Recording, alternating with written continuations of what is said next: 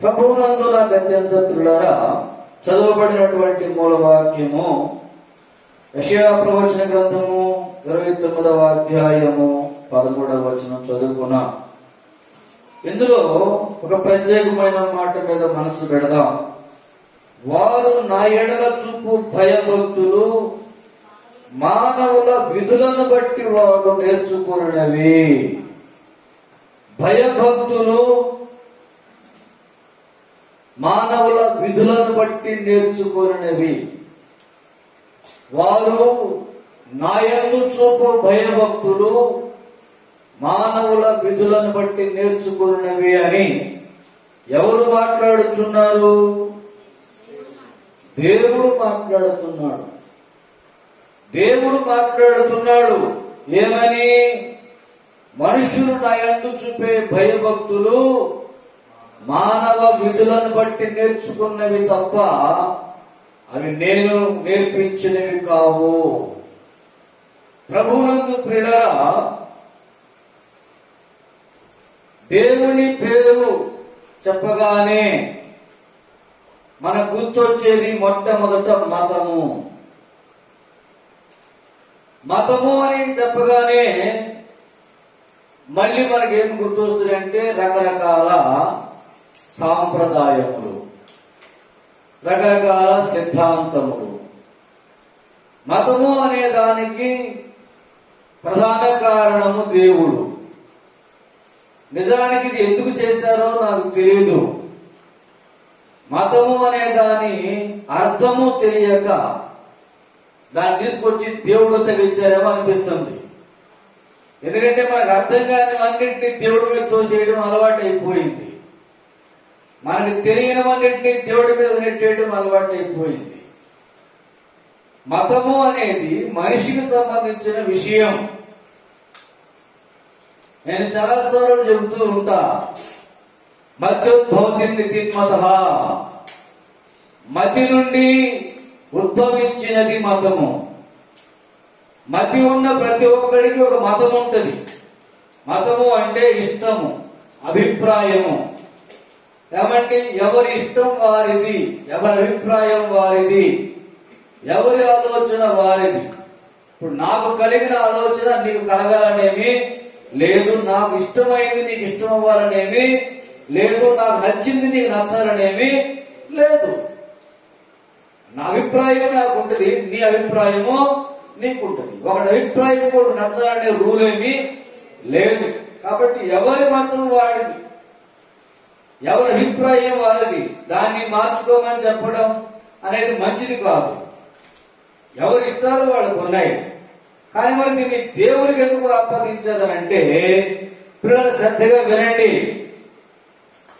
ఈ రకంగా మనం ఆరాధన చేస్తే, పూజిస్తే, లేక సేవిస్తే మనం దేవుడిని సంతోష పెట్టవచ్చు.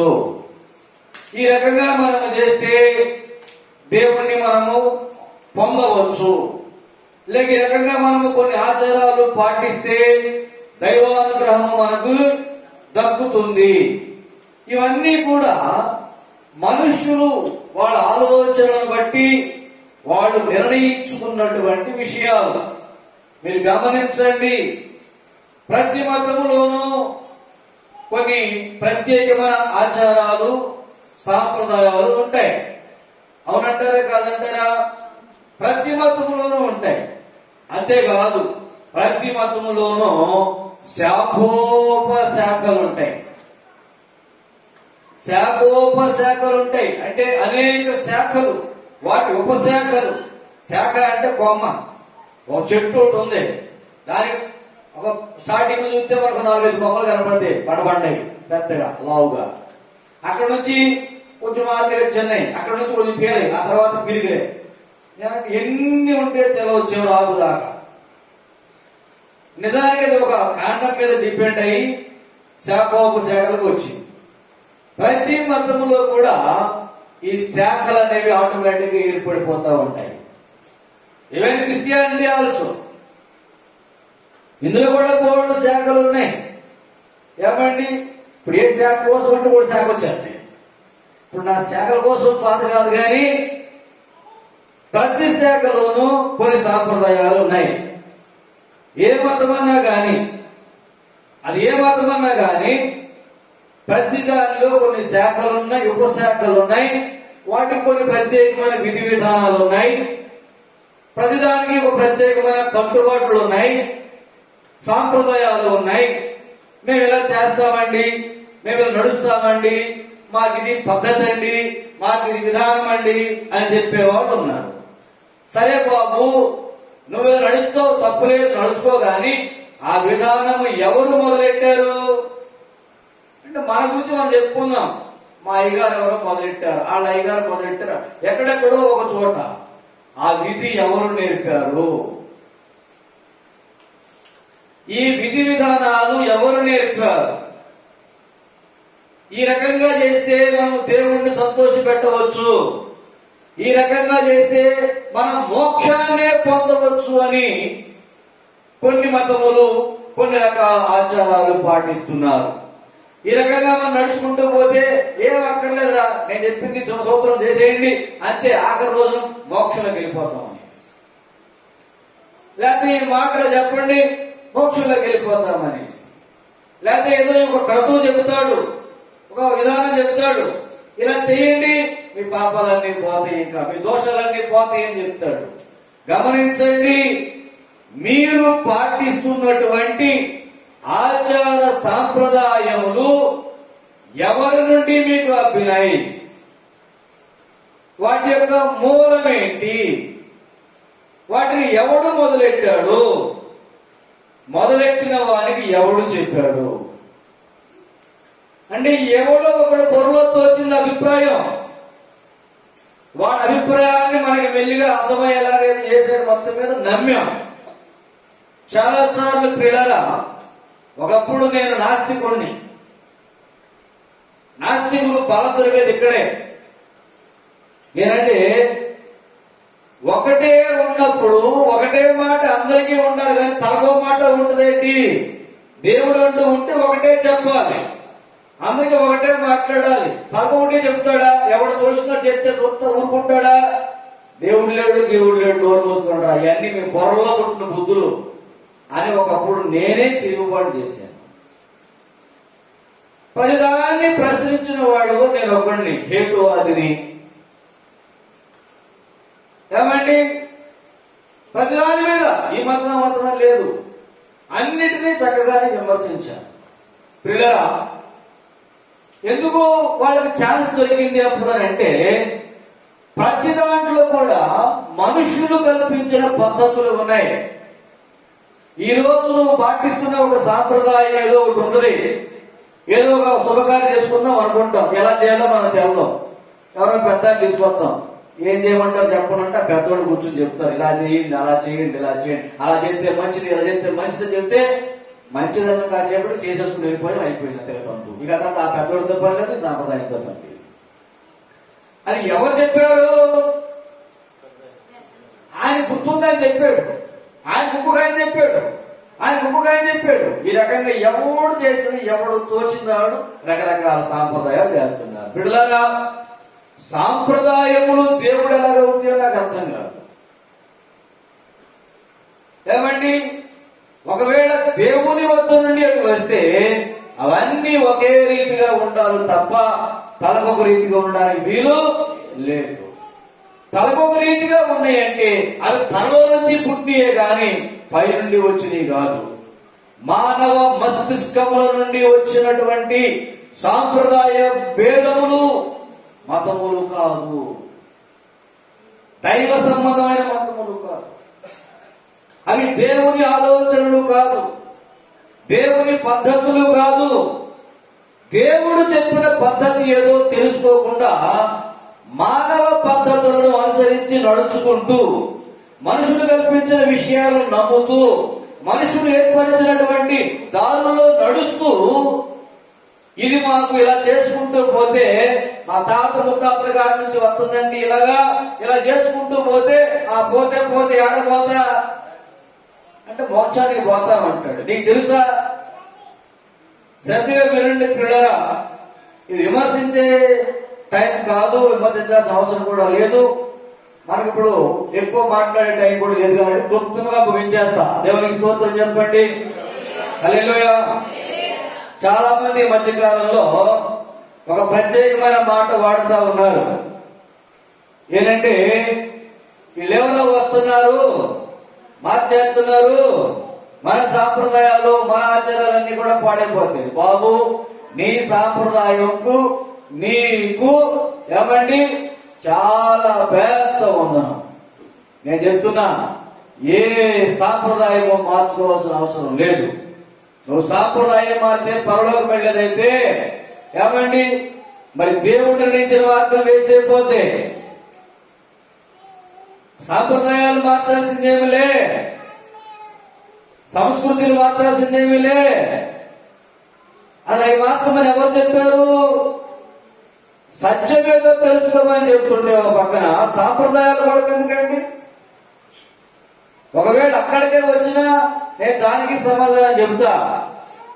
ఈ రోజు నువ్వు పాటిస్తున్న సాంప్రదాయం నిజం చెప్పండి, గుండెల మీద చేతులు వేసుకుని ఎవరైనా ఉంటే నేను అడుగుతున్నా, నువ్వు పాటించే సాంప్రదాయం మీ తాతలు పాటించిందేనా? వాళ్ళు పాటించిన సాంప్రదాయం వాళ్ళ తాత ముత్తాతలు పాటించిందేనా? 100 ఏళ్ల క్రితం మన సాంప్రదాయం ఏంటి? 150 ఏళ్ల క్రితం మన సాంప్రదాయం ఏంటి? 1000 ఏళ్ల క్రితం మన సాంప్రదాయం ఏంటి? చరిత్ర తెలిస్తే వచ్చి మాట్లాడాలా. ఒకవేళ కాపాడవలసి వస్తే మీరు దేన్ని కాపాడాలి? మూలంలోకి పోయి కాపాడగలరా? మూలంలోని సాంప్రదాయం అంటే మీకు తెలుసా? ఒకవేళ దాన్ని కాపాడాల్సి వస్తే ఇప్పుడు ఉన్నాయన్నీ వదిలేస్తావా? ఫస్ట్ వదిలేయాల్సింది తెలుసా? వస్త్రధారణ. మన సాంప్రదాయ వస్త్రాలు ఏంటండి? ఈ మధ్య ఫ్యాషన్ గా వస్తున్నాయి. ఏంటి అవి కట్టుకుంటే ఏదో పెద్ద వరుస అయిపోయినట్టు ఫీలింగ్. లుంగి కట్టుకోవడం రాదు వీడికి. ఏమండి దానికి ఏదో స్టిక్కర్లు వేసి చెప్తున్నారండి, ఎక్కడ పోతే కదా ఇవ్వండి. ఆ స్టిక్కర్ పోయిందంటే కట్టుకోవడం రాదు. అంటే మన సాంప్రదాయం సరిపోవడం అంటే గౌరవం మాట. ఎవరికి స్తోత్రం కలుగురు కాక. అలాంటి మాటలు ఇక్కడ అనకూడదు. అందుకని నేను అనుభూతి కాక అనుకున్నా. అక్కడ తీసుకెళ్తారు సాంప్రదాయాన్ని. సూటేసుకుని తిరిగే కాడి నుంచి తీసుకుపోతారు వెనక్కి. మరి సాంప్రదాయం మాట్లాడాల్సి వస్తే చాలా దూరం పోతుంది బిడ్డలారా. ఏది కాపాడదాం అనుకుంటున్నారు మరి మీరు? సాంప్రదాయాలను కాపాడాలంటే దేని కాపాడదాం అనుకుంటున్నారండి? చెప్తాను వాటన్నిటినీ కాపాడండి. మరి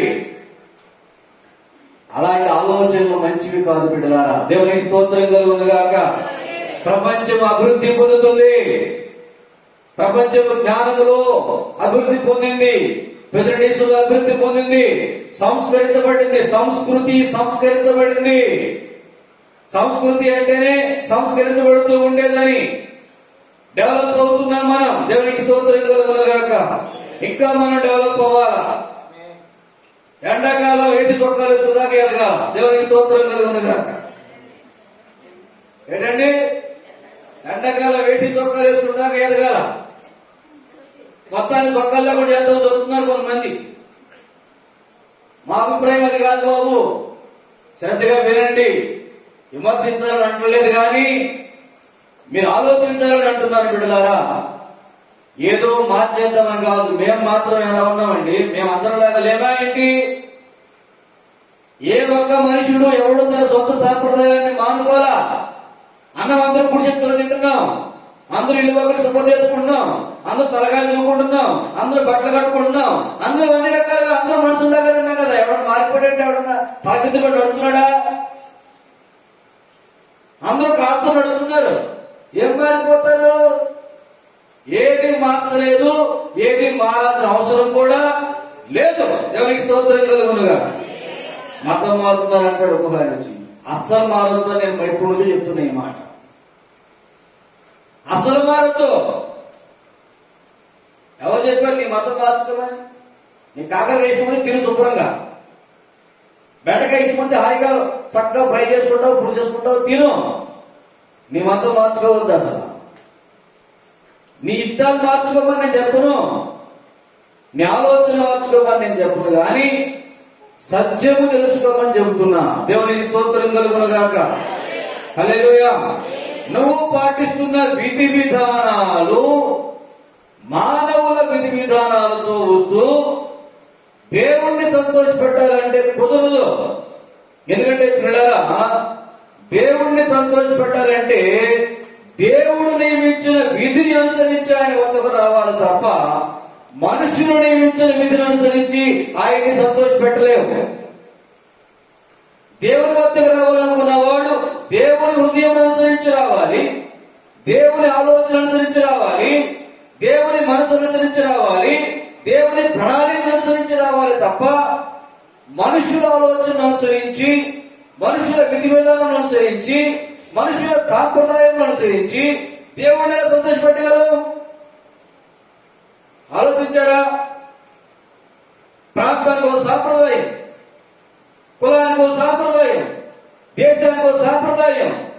ఏంటిదంతా అంటే మనుషులు వాళ్ళ పరిస్థితులను బట్టి, వాళ్ళ అవకాశాలను బట్టి, వాళ్ళ అనుకూలతను బట్టి రకరకాలుగా చేసుకుంటూ పోతున్నారు. వాటికి దేవుడితో సంబంధం లేదు. అవి మనుషుల విధులు. ఎవరి సాంప్రదాయ ఇష్టాలు వారికి ఉంటాయి. అవి మనుషుల విధులు తప్ప అవి దేవుని విధి కాదు. నువ్వు దేవుడిని సంతోషపెట్టాలంటే దేవుని విధిని అనుసరించి సంతోషపెట్టాలి. అంతేగాని మానవుల విధులను అనుసరించుకుంటూ వెళ్ళి దేవుడిని సంతోషపెట్టాలంటే దేవుడు ఒప్పుకోడు. దేవునికి స్తోత్రం చెప్పండి. అర్థమవడం కోసం మాట్లాడుతున్నా. నిన్ను ఎవరైనా సంతోషపెట్టాలంటే నీ మనసు నచ్చింది చెప్తే నీకు సంతోషమా? వాళ్ళని తోచినట్టు ఎవడో ఏదో చెప్పాడని చేసుకొస్తే నీకు సంతోషమా? సత్యమును సత్యముగా చూపించాలా? ప్రియులారా, దేవుడు చెప్పని విషయాలు, మనుషులు చెప్పిన విషయాలను దేవోపదేశములుగా నమ్మడం తప్పు.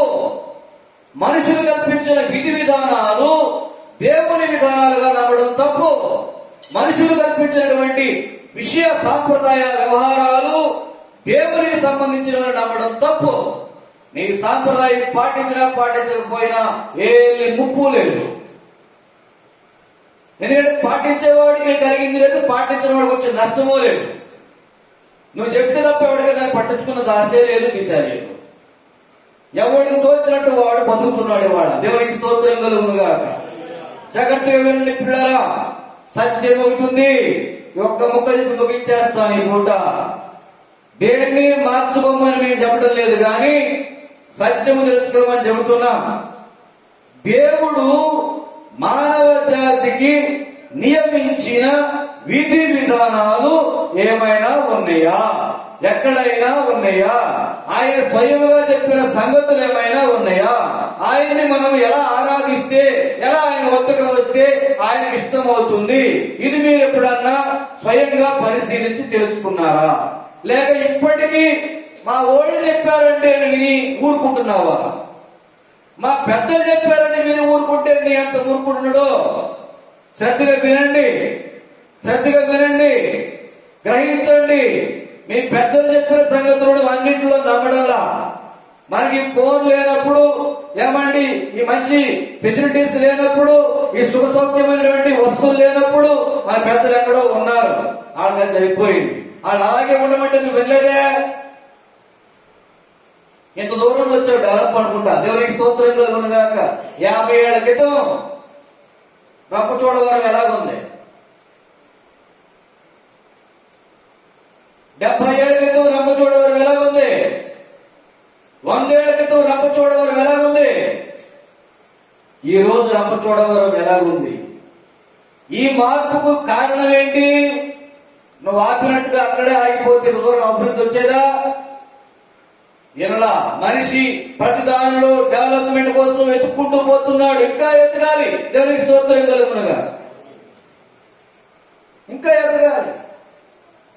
ఈ విషయాలు ఎక్కడ కూడా ఎవడు ఆటంకపరచుతాడు, కానీ దేవుని గురించిన విషయంలో మాత్రం ఆలోచించం. అన్నిటిలోనూ ఆలోచిస్తాం, అన్నిటిలోనూ బెటర్మెంట్ కావాలి, అన్నిటిలోనూ మేలనే కావాలి, అన్నిటిలోనూ శ్రేష్టమని కావాలి, అన్నిటిలోనూ ఫారిన్ సరుకు రావాలి, ఫారిన్ నుండి రావాలి. జపాన్ టీవీ ఏమండి, Japan making, Germany making, made in Germany, made in Japan, made in Singapore, అన్ని అక్కడి నుంచి రావాలి. మరి దేవుడు ఎక్కడి నుంచి రావాలి? దేవుడు ఎక్కడి నుంచి రావాలి? నీ ఇంట్లో వస్తువులు, నువ్వు వాడే వస్తువులు, నువ్వు తినే పదార్థాలు, ఇవాళ కొన్ని ఫ్రూట్స్ వచ్చినాయి, మన ఇండియా కాదు, అయ్యే కొనుక్కు తినాలి. ప్రభువునందు పిల్లరా, మనకు ఎక్కడెక్కడి నుంచో అన్నీ రావాలి, సంతోషం. మరి దేవుడు ఎక్కడి నుంచి రావాలి? దేవుడు ఎక్కడి నుంచి వచ్చి ఒప్పుకో, మా ఊళ్ళో నుంచి రావాలి, మా ఊళ్ళో నుంచి రావాలి. దేవుడు ఈ దేశాలన్నీ చేస్తున్నాడు కదా, మరి దేవునికి స్తోత్రం కలుగునుగాక. దేవుడు అంటే ఎవరండి? ఆయన ఏమన్నా మేడ్ ఇన్ అనడానికి కుదురుతుందా దేవుణ్ణి? Made in Japan, made in Israel, made in Russia, made in China, made in India, God. దేవుడు ఎక్కడ తయారవుతాడా?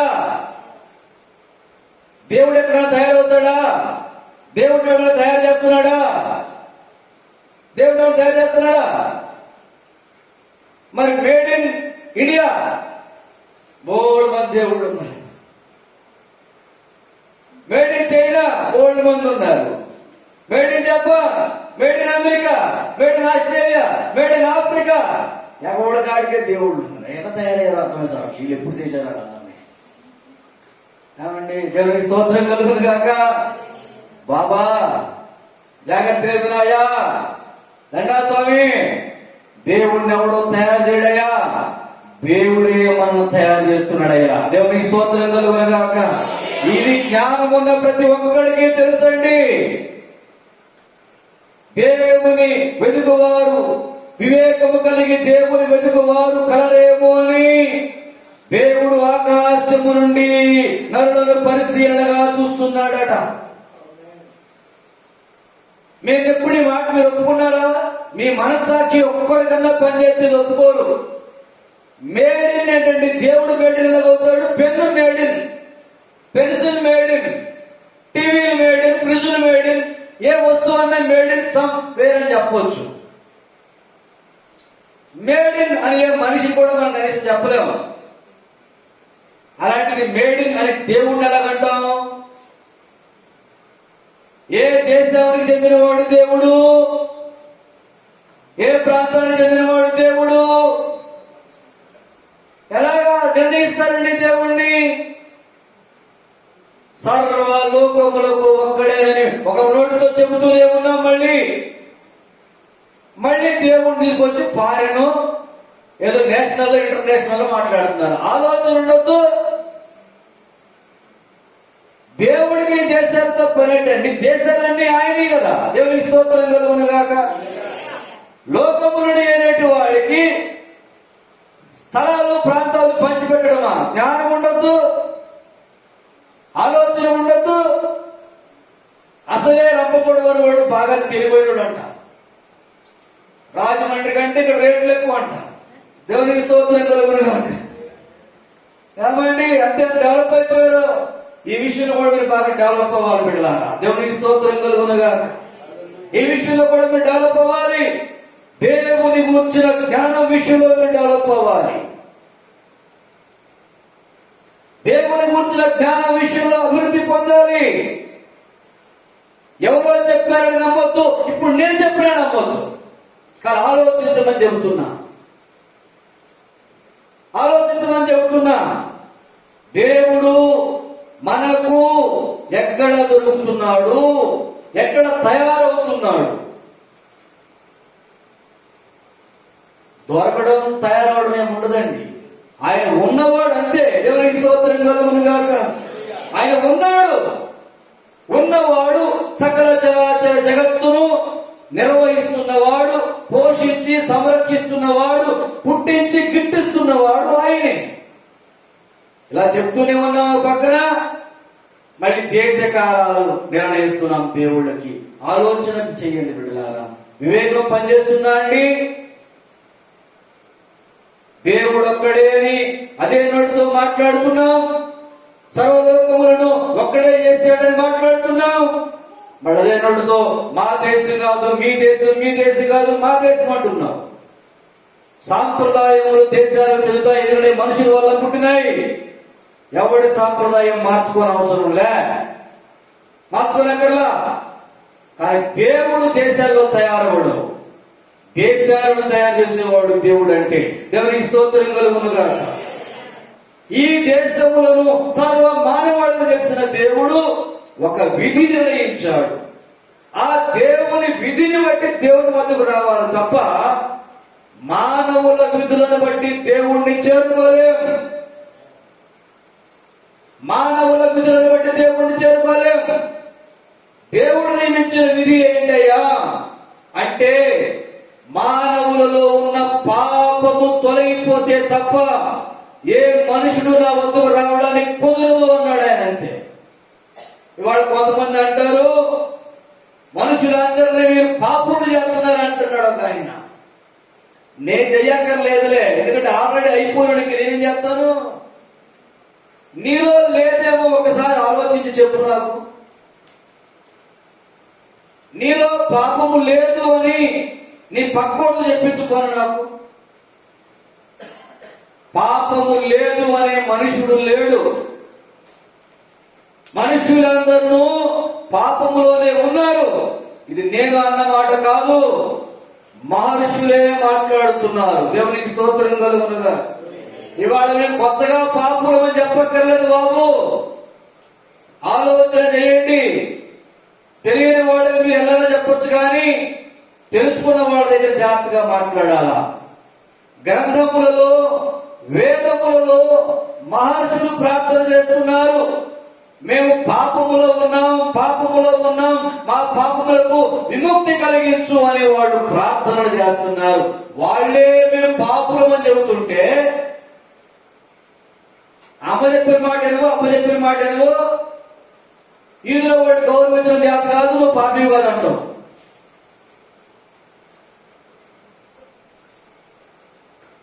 పాపము లేకపోవడం ఏంటి? మేము కొత్తగా ఎవరి పాపము చేయట్లా, ఉన్న పాపములో నుండి విడిపించే ప్రయత్నం చేస్తున్నాం. దేవునికి స్తోత్రం కలుగునుగాక. హల్లెలూయా. పాపములు ఎవరు చేయక్కర్లేదు, ఆల్రెడీ పాపే. కాబట్టి దేవుడు చెప్పాడు, ఈ పాపములో ఉన్న మనుషులు అదే పాపములో ఉంటే నా వద్దకు రాలేదు. వెలుగు చీకటి వద్దకు పోతుంది కానీ చీకటి వెలుగు దగ్గరకు రాలేదు. ఒకవేళ రాదలుచుకుంటే అది వెలుగైపోతుంది తప్ప ఇక అందులో చీకటి ఉండదు. దేవునికి స్తోత్రం కలుగునుగా. దేవుడు మన వద్దకు రాగలడు కానీ పాపి అయిన మానవుడు దేవుని వద్దకు పోజాలడు. కాబట్టి మహర్షులు ప్రార్థన చేశారు, ఓ కృపగల దేవా, మేము పాపములో ఉన్నామయ్యా, పాపంలో పుట్టామయ్యా, పాపమే చేస్తున్నామయ్యా, మా దగ్గరికి వచ్చి మమ్మల్ని రక్షించు అని ప్రార్థన చేశారు. నేను ప్రార్థన చేశాను. ఇప్పుడు అవన్నీ చూపిస్తే నాకు టైం అయిపోతుంది. పాపములో ఉన్నాం మేమని వాళ్లే ప్రార్థన చేస్తూ దేవుని అడుగుతున్నారు, మా దగ్గరికి వచ్చి మమ్మల్ని రక్షించు అని, మా దగ్గరికి వచ్చి మమ్మల్ని కాపాడు అని వాళ్లే ఎంతగా ప్రాధాన్యపడుతుండగా దేవుడు ఒక విధిని సర్వ మానవాళికి నియమించాడు. పాపము పోవాలంటే ఒక్కటే మార్గము, సర్వ మానవాళికి ఒక్కటే మార్గం ఏంటంటే రక్త ప్రోక్షణ. అన్ని సాంప్రదాయాలు ఎవడెవడికి ఎన్ని రకాలుగా ఉన్నాయో ఉండనివ్వండి, కానీ ఈ సాంప్రదాయం అన్నిటిలోనూ ఉంది. దేవునికి స్తోత్రం కలుగునుగా. ఎందుకంటే దేవుడు పెట్టిన విధి రక్తము చిందింపకుండా పాప క్షమాపణ కలుగదు.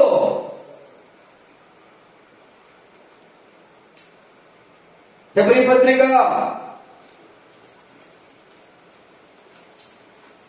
చక్కగా తీయండి.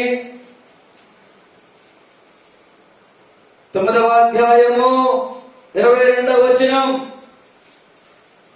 మరియు ధర్మశాస్త్ర ప్రకారము సమస్త వస్తువులను రక్తము చేత శుద్ధి చేయబడుననియు రక్తము చిందింపకుండా పాప క్షమాపణ కలుగదనియో సామాన్యముగా చెప్పవచ్చు. ఏమని? రక్తము చిందింపకుండా పాప క్షమాపణ కలుగదు. దేవునికి స్తోత్రం చెప్పండి. రక్తము చిందించకుండా అంటే ఏ రక్తము? ఎవరి రక్తము? అది సంగతి తర్వాత. ఎవరి రక్తమో చెబుతా. ఈ లోపైతే మీరు ఈ రక్త ప్రోక్షణ అనే సాంప్రదాయాన్ని పాటించండి అని మానవ జాతికి దేవుడు ఒక విధి నిర్ణయించాడు. కాబట్టి నాటి నుండి నేటి వరకు వాడు ఎవరైనా కానీ ఏ దేశంలో ఉన్నా కానీ గమనించండి, రక్త ప్రోక్షణ అనే సాంప్రదాయం ఉంది. రక్తమును చిందించాలి.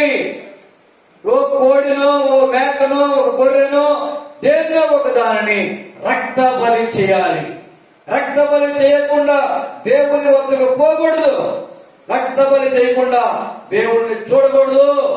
ఈ సాంప్రదాయం ఉంది ప్రతి దేశంలో కూడా. రక్తము చిందించడం అనే ఆచారం ఎందుకుంది అడిగారా ఎప్పుడన్నా?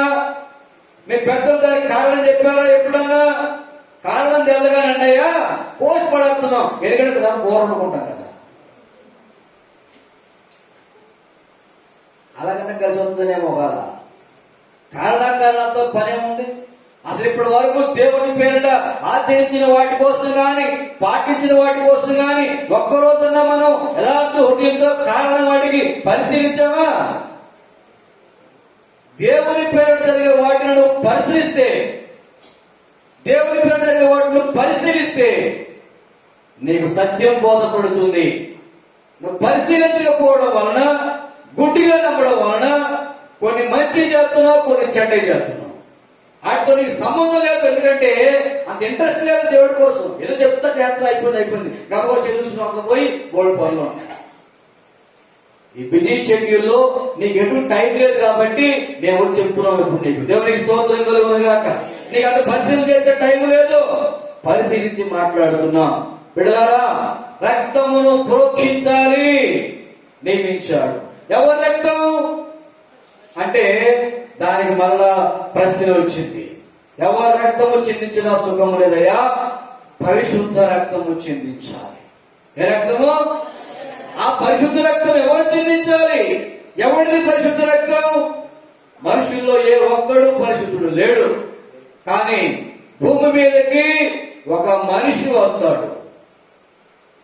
భూమి మీదకి ఒక మనిషి వస్తాడు. ఆ మనిషి రక్తము పరిశుద్ధమైనది. అతని రక్తము ద్వారా నేను మిమ్మల్ని అంగీకరిస్తాను అని దేవుడు ఒక విధిని నియమించాడు. దేవునికి స్తోత్రము చెప్పండి. హల్లెలూయా. భూమి మీదకి ఒక మనుషుడు వస్తాడు. ఆ మనుషుని ద్వారా మనమందరము కూడా దేవుని వద్దకు రావాలని దేవుడు నిర్ణయించాడు. అపోస్తలుల కార్యములు 17వ అధ్యాయము 30-31 వచనాలు. అజ్ఞాన కాలంలో దేవుడు చూసి చూడట్టుగా ఉండెను. ఇప్పుడైతే అంతటను అందరూ మారు మనసు పొందవాలని మనుషులకు ఆజ్ఞాపించున్నాడు. ఎందుకనగా తాను నియమించిన మనుషుని చేత నీతిని అనుసరించి భూలోకమునకు తీర్పు తీర్చబోయే ఒక దినమును నిర్ణయించి ఉన్నాడు. దేవునికి స్తోత్రం కలుగునుగాక. దేవుడు ఒక మనుష్యుని నిర్ణయించాడట, నియమించాడట. ఆ మనుషుని ద్వారా మానవ జాతికి రక్షణ రావాలని నిర్ణయించాడు. ఎందుకంటే ఆ మనుష్యుడు మనుషుల పాపములకై శిలువ మీద బలి అవుతాడు, రక్తమును చిందిస్తాడు. అతని రక్తము ద్వారా మనము నీతిమంతులు అవ్వాలని దేవుడు నియమించాడు. దేవునికి స్తోత్రము చెప్పండి. హల్లెలూయా. మనుషుడు అంటున్నారు కదండి అయ్యా, ఆయన మనుషుడేనా? మరైతే మనుషుడే కానీ కాదు. ఎందుకంటే ఎందరో ప్రార్థనలు ఆలకించి రక్త మాంసములో పాలివారై మన కోసము దేవత్వాన్ని విడిచి వచ్చిన మనుషుడు ఆయన. దేవునికి స్తోత్రం కలుగునుగాక. మానవ లోకములో మనుషుడుగాను, దేవలోకంలో దేవుడిగాను ఉన్నవాడు, దేవలోకంలో దేవుడిగా ఉన్నవాడు మానవ లోకానికి వచ్చి మనిషి అయ్యాడు. మనిషి మరణించి తిరిగి లేచి మానవ లోకానికి దేవుడయ్యాడు. దేవునికి స్తోత్రం. మనిషిగానే మనకు కనబడ్డాడు, కానీ అతడు మనుషుడు కాడు అని నిరూపించబడ్డాడు. చెప్పింది అర్థమైందా? మానవ జాతి మొత్తానికి మనిషిగానే కనబడ్డాడు. ఆ రోజుల్లో కూడా మనిషిగానే చూశారు. తర్వాత అర్థమైంది ఇతడు మనుషుడు కాడు అని. దేవునికి స్తోత్రం కలుగునుగా. తర్వాత సాక్ష్యం ఇచ్చారు, ఇతడు మనుషుడు కాడు, నిజముగా ఇతడు దేవుని కుమారుడు అని సాక్ష్యం ఇచ్చారు. దేవునికి స్తోత్రం కలుగునుగా. ఆయన ద్వారా జరిగిన కార్యాలు, ఆయన ఇప్పుడు వాడు కాదు అని అర్థమైపోయింది. ఆయన పుట్టుకలో పరిశుద్ధ, అప్పుడు నమ్మలా, కానీ ఆయన మరణములో నమ్మారు ఆయన్ని. దేవునికి స్తోత్రం కలుగునుగా. యేసు శిలువ వేస్తున్నప్పుడు, శిలువకు తీసుకెళ్లే ముందు ఆయన పరిశీలనగా చూశారు. పరిశీలనగా చూసి చెప్పారు, తీర్పు ఏంటంటే ఈ మనుషుని యందు ఏ దోషము లేదు. దేవునికి స్తోత్రము చెప్పండి. ఏమని చెప్పారండి వాళ్ళు? ఎవరి యందు? మనుష్యుడు అని ప్రత్యేకంగా రాసి పెట్టారు అక్కడ. చదవండి యోహాను సువార్తలో మనందరికీ తెలిసినటువంటి వచ్చిన భాగం అది.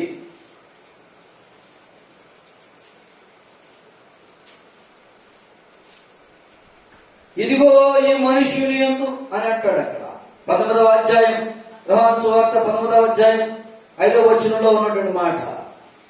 ఆ ముండ్ల కిరీటమును ఉదారంగా వస్త్రమును ధరించిన వాడై యేసు వెలుపలికి రాగా పిలాతు ఇదిగో ఈ మనుషుడు అని వారితో, ఎందుకో తెలుసా పిల్లరా? దాని పైన ఒక మాట రాస్తారు, 4వ వచనం. ఇదిగో ఈయన యందు ఏ దోషము నాకు కనబడలేదని నీవు చెప్తున్నామన్నాడు. దేవునికి స్తోత్రం చెప్పండి. ఒక మనుషుడు ఉన్నాడు. ఈ మనుషుడి ద్వారా మానవ జాతికి రక్షణ, ఈ మనుషుని విశ్వాసం ద్వారా మానవ జాతికి విమోచనాన్ని దేవుడు ప్రకటించాడు. ఆ మనుషుడు ఎలాంటి వాడయ్యా అంటే, అతన్ని తీర్పులో తీసుకొచ్చి నిలబెడితే నిర్దోషి అని తీర్పు వచ్చింది. ఏమని తీర్పు వచ్చిందండి? ఈ విశ్వ చరిత్రలో నిర్దోషి అని తీర్పు పొంది మరణ శిక్ష పొందిన వాడు ఒకే ఒక్క మానవుడు, యేసుక్రీస్తు. దేవునికి స్తోత్రం కలుగునుగాక. హల్లెలూయా. హత్య లేదు అని తీర్పు పొంది, దోషము లేదు అని తీర్పు పెట్టి, ఏ నేరము లేదు అని తీర్పు పొంది, నిర్దోషి అని తీర్పు పొంది ఇప్పుడు ఇతను చంపవచ్చు అని చెప్పారు. ఏమి న్యాయం ఇది? ఎందుకు ఇలా జరిగింది? నిర్దోషి అని ఏ కోర్టున తీర్పు చెప్పి మరణ శిక్ష వేయడం ఉందా? మరి ఇతనికి ఎందుకు ఇలా జరిగింది చెప్తా. దేవునికి స్తోత్రం కలుగునుగాక. మనకు రాయబడ్డ గ్రంథాల్లోనే ఉంది బిడ్డలారా. మచ్చలేని మేకను తీసుకొని దాన్ని పరీక్షించి దాన్ని బలి చేయాలా, అదే మానవ జాతికి మోచనార్థమైన యజ్ఞ సూచన అని చెప్పాడు ఆయన. దేవునికి స్తోత్రం కలుగునుగాక. హల్లెలూయా. ఇతడిలో ఏ దోషము లేదని అక్కడ తీర్పు పొందాడు. శివ దగ్గరికి వెళ్ళాక శిలువ వేస్తూ ఉన్నప్పుడు, శిలువ మీద మరణిస్తున్నప్పుడు ఆయన చూసి అక్కడ సైనికులు సాక్ష్యం ఇస్తున్నారు, ఇతడు నిజముగా దేవుని కుమారుడు అని. దేవునికి స్తోత్రం చెప్పండి. ఎవరు సాక్ష్యం ఇస్తున్నారు ఆయన అండి? ఇతడు నిజముగా దేవుని. అప్పటిదాకా మనుషుడు అని చెప్పారు. మనుషుడా దేవ కుమారుడా అంటే మనిషిగా మారిన దేవ కుమారుడు, మనుషుల విమోచనార్థమై అవతరించిన దేవ కుమారుడు, మనుషులను మానవ జాతి పాపము నుండి విడిపించడానికి వచ్చిన దేవుడు, నిజమైన వెలుగు యేసుక్రీస్తు నాథుడు. దేవునికి స్తోత్రం కలుగునుగాక. దేవుడు నియమించిన విధి రక్త ప్రోక్షణ. దేవుడు నియమించిన విధానము, ఆ రక్తము చిందించవలసిన వాడు ఎవరో కాదు, దేవ కుమారుడే.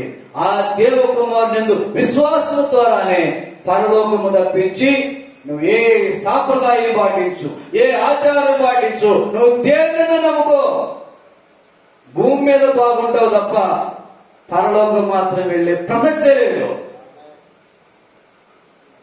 ఎంత కటాపదంగా చెప్తున్నారు. నువ్వు చెప్పిన అన్ని బైబిల్లో మాటలే, అవన్నీ మీరు రాసుకున్న మాటలు. మాకు సంబంధం ఏంటంటావా? నీకు సంబంధమే. ఋగ్వేదం ఎవరిది? ఎవరి సంబంధం? మనకి సంబంధం లేదా? ఏమండి, ఋగ్వేదం మనకి సంబంధం లేదా అంటున్నాను. అందులో 90వ సూక్తము 5వ మంత్రం చదువుతున్నాను, వినండి. విరాట్ పురుషుడు నుండి బ్రహ్మాండం ఏర్పడినది.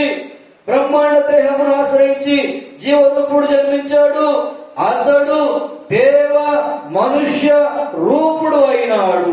అతడు భూమిని జీవుల శరీరమును సృష్టించాడు అంటున్నాడు.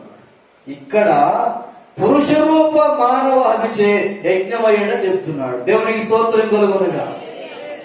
దేవుడు ఉన్నాడు. దేవుడిలో నుండి ఒక అంశ బయటికి వచ్చింది. దేవుడిలో నుండి ఒక కుమారుడు బయటికి వచ్చాడు. అతడు యజ్ఞమయ్యాడు. అతడు దేవ మానవ రూపంలో ఉన్నాడు. అతడు చేసిన యజ్ఞము ద్వారా మానవ జాతి విమోచన అని గ్రంథం సాక్ష్యమిస్తుంది. ఇక్కడ ఇన్ని గ్రంథాలు ఉన్నాయి. చతుర్వేదములు ఆయన కోసం మాట్లాడుతున్నాయి. దేవునికి స్తోత్రం కలుగును గాక. ఇవాళ చాలా మంది వేదాలు గొప్ప అన్నారు. కరెక్ట్ అందులో ఏముందో చెప్పు, ఏముందో చెప్పు. ఎవరి దేవమానవుడు? ఎవరు యజ్ఞమైన వాడు? ఎవడు పాప క్షమాపణ కొరకై ప్రాణమిచ్చిన వాడు? ఎవడు తిరిగి లేచిన వాడు? ఎవడు 2 జన్మలు కలిగిన వాడు? 100 కొద్ది వచ్చినారు వీటిలో. టైం సరిపోదు. ఇప్పుడు మరి నేను చూపిస్తూ ఉంటే నేను మాట్లాడమంటే ఆధారాలు లేకుండా మాట్లాడట్లా. నేను చెప్తున్నాను, వినండి. మనుషులు కల్పించిన విధులు మతానికి ఒక రకంగా ఉన్నాయి, మతాల్లో కూడా శాఖ ఒక రకంగా ఉన్నాయి. దేవుడు నియమించిన విధి ఒకే ఒక్కటి మానవ జాతి మొత్తానికి. దేవునికి స్తోత్రం కలుగునుగా. అందుకే ఇక్కడ బైబిల్లో ఏముందో ఇక్కడ అదే ఉందా లేదా? మనుషులు కల్పించిన విధులు అయితే మారిపోతూ ఉన్నాయి, కానీ మరి దేవుడు కల్పించిన విధి ఎందుకు మారిపోతుంది? దేవుడు సంకల్పించిన విధానం ఇది. ఈయనను దేవుడు ఇప్పుడు కాదు నిర్ణయించింది. జగత్తు పునాది వేయబడక మునిపే దేవుడు ఈయన నిర్ణయించాడట బలి కావాలని. దేవునికి స్తోత్రం కలుగును గాక. పేతురు రాసిన పత్రికలో మొదటి పత్రిక 1వ అధ్యాయము 20వ వచనం. ఆయన జగత్తు పునాది వేయబడక మునిపే నియమింపబడెను. దేవునికి స్తోత్రం చెప్పండి. ఎప్పుడు నియమించబడ్డాడు ఆయన? ఇక్కడ అదే రాయబడుతుంది. ఇక్కడ అదే రాయబడుతుంది. ఈ స్వారంభములో తొలుత పుట్టిన వాడు. చూడండి ఇక్కడ 90వ సూక్తం 7వ మంత్రం అంటాడు, తొలుత జన్మించిన వాడు యజ్ఞ స్వరూపమున మానస యజ్ఞమును అర్పించబడినాడు అతనితో. దేవునికి స్తోత్రం చెప్పండి. తొలుత పుట్టిన వాడు ఆది సంభూతుడు. బైబిల్ అదే చెప్తుంది, గ్రంథం అదే చెప్తుంది, ఇక్కడ అదే చెప్తున్నాయి. ఇది కొట్టేస్తారా పని? దేవుని విధి ఇది. దేవునికి స్తోత్రం కలుగును గాక. హల్లెలూయా. మానవులు కల్పించిన విధులు 100 ఉన్నాయి కాదంటలా, అది ప్రతి మతములోనూ ఉన్నాయి. దేవుడు కల్పించిన విధి ఒకటి ఉంది, అది సర్వ మానవాడికి చెందుతుంది. దేవునికి స్తోత్రం కలుగును గాక. ఈ పూట ఒకటి మనవి చేయబోతున్నాను బిడ్డలారా. మానవ విధులు మీరేం అనుసరిస్తారో అనుసరించిన మీ ఇష్టం. మీకు నచ్చిన విధులు అనుసరించండి, మీకు నచ్చిన సంప్రదాయాలు పాటించుకోండి. వాటి వల్ల మీ ఆత్మకు నష్టం ఉందో లేదో నాకు తెలియదు, కానీ దేవునికైతే నష్టం లేదు. దేవునికైతే నష్టం లేదు. నీ ఇష్టానికి పోతున్నావు కదా పో, కానీ నీకు నష్టం.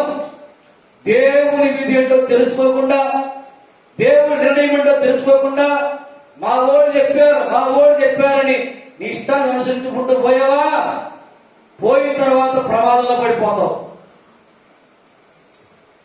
బతికుండగా దేవుడు నమ్మొద్దండి, నేను చెప్తున్నాను.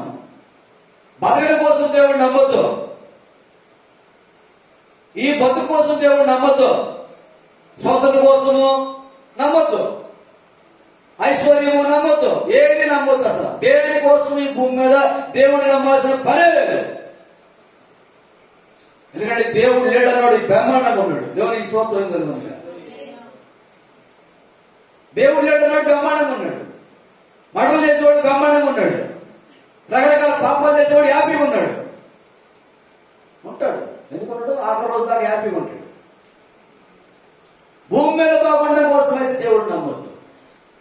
ఒకటి మాత్రం నిజం, మానవ ఆత్మకు చావు లేదు. ఇది అందరికీ తెలుసు.